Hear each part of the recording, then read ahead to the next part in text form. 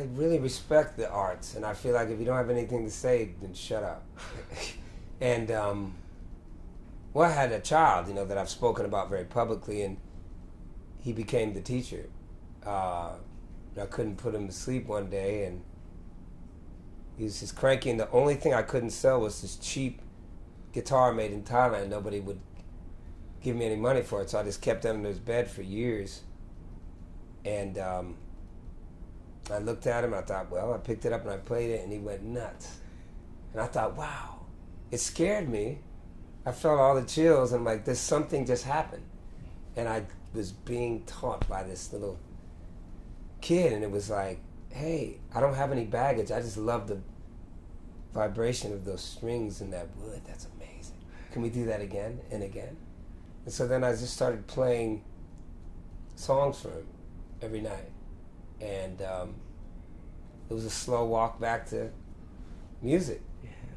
I wanted to feel like, why did I get into this, even as a kid? Remember, no one ruined you yet, and you're like 17, you want to play the guitar, and look at this, what I did.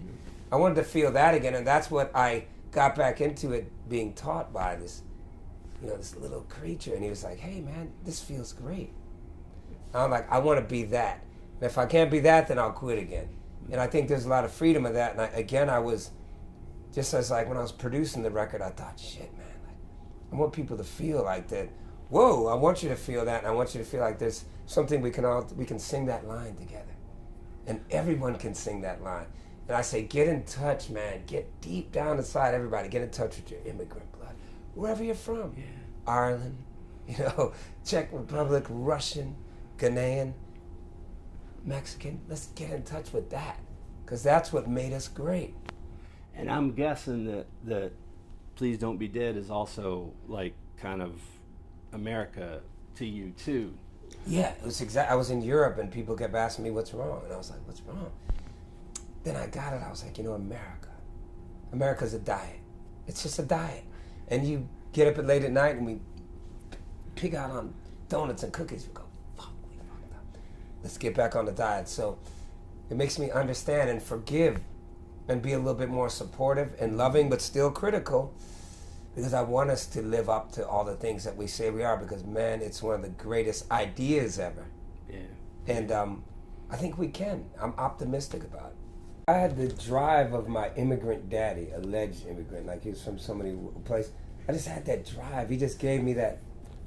I think it's in the DNA. My dad was born in 1905, and you know, my mom was 33 years younger than him. I mean, you had to have a lot of drive for, number one, to keep up with that relationship, and to produce 14 kids, and just 1905 being a very intelligent, eclectic black man at that time.